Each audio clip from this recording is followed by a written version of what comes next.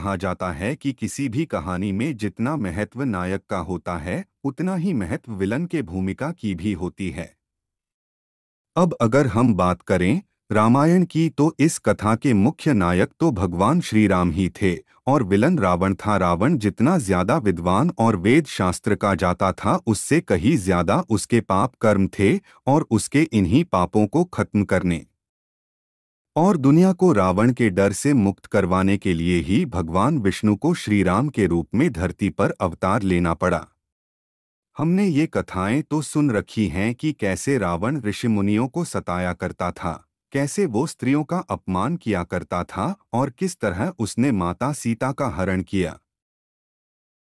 असल बात राम और रावण के युद्ध का आधार सीता हरण प्रसंग से ही शुरू होता है, क्योंकि अगर रावण सीता हरण न करता तो शायद राम रावण युद्ध का संयोग भी न बन पाता।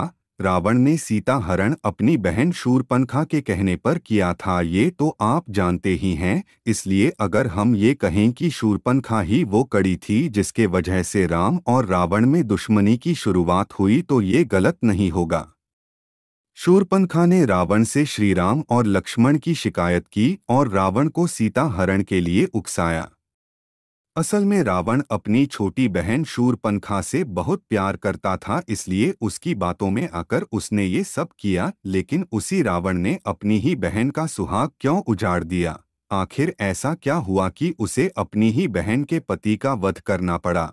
आज की इस कड़ी में हम इसी रहस्य को जानेंगे।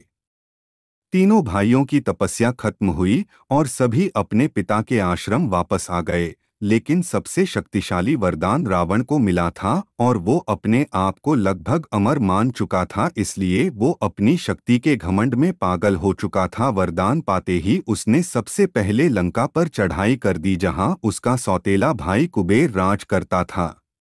उसे हराकर उसने वहां ढेर सारे राक्षसों के साथ कब्जा कर लिया और इस तरह रावण अपने दोनों भाइयों और बहन शूरपणखा को लेकर वही लंका में रहने लगा। समय बीतने के साथ साथ रावण को अपनी बहन के विवाह की चिंता होने लगी और वो सोचने लगा कि ऐसा कौन सा वीर पुरुष हो सकता है जिसके साथ में अपनी बहन को ब्याह दूं। उसी समय उसे कहीं से ये पता चला कि अश्व नाम के नगर में एक बड़ा वीर राक्षस रहता है जिसका नाम कालकेय था। उसी कालकेय का पुत्र विद्युतजिह्वा था, जिसके साथ रावण ने अपनी बहन का ब्याह करवा दिया। इसके बाद रावण ने मंदोदरी से, कुंभकर्ण ने वज्रवाला से और विभीषण ने सरमा से विवाह किया और सभी लंका में रहने लगे।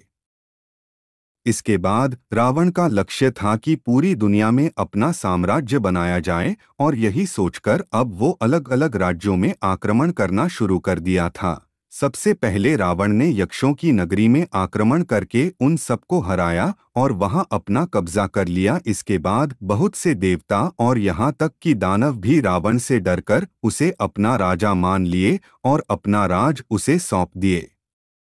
इसके बाद तो रावण का अहंकार सातवें आसमान पर था और वो पूरी पृथ्वी को जीतने के उद्देश्य से सभी जगह घूमने लगा।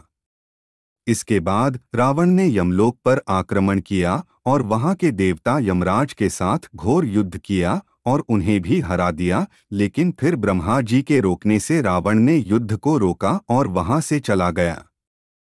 अपने शक्ति के घमंड में पागल रावण को केवल मरने और मारने के अलावा कुछ सूझ नहीं रहा था, इसलिए फिर उसने भोगवतीपुरी में जाकर नागों को हराकर वहां कब्जा किया और उसके सर पर युद्ध करने का इतना जुनून था कि वो घूमते घूमते अश्वनगर में घुस गया, जहां उसने अपनी बहन का विवाह किया था। वहां पहुंचते ही रावण ने कालकेय और उसके 400 सैनिकों को एक ही झटके में मार डाला। इसके बाद वहीं पर कालकेय का पुत्र विद्युतजिह्वा रावण से युद्ध करने को आया। दोनों के बीच बहुत भयंकर युद्ध हुआ, लेकिन रावण अपनी शक्ति में इतना अंधा था कि बिना सोचे विचारे उसने विद्युतजिह्वा का वध कर डाला।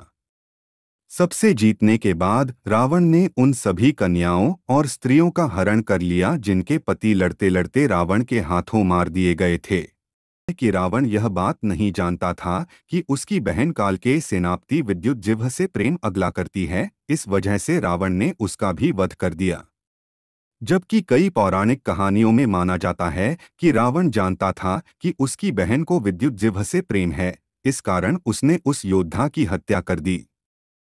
शूर्पणखा को जब अपने भाई के इस कृत्य के बारे में पता चला तो वो क्रोध और दुख के मारे विलाप करने लगी और उसने दुखी मन से रावण को श्राप दिया कि मेरे कारण ही तुम्हारा सर्वनाश होगा। और जैसा कि हम सभी जानते हैं कि सीता हरण में शूर्पणखा ने सबसे मुख्य भूमिका निभाई थी।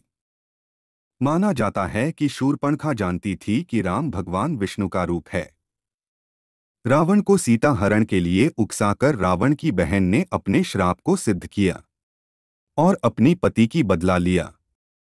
हालांकि एक कहानी ये भी है कि पति के मारे जाने के बाद वो अपने भाई रावण से बदला लेना चाहती थी, लेकिन उसे रावण की शक्तियों का एहसास था। जब उसने राम के पराक्रम के बारे में सुना तो रावण से बदला लेने की उसकी इच्छा फिर से जाग उठी। इसलिए उसने राम और रावण के बीच दुश्मनी पैदा करने का काम किया, जिसकी वजह से रावण ने सीता का अपहरण किया और अंत में राम के हाथों उसकी मृत्यु हुई।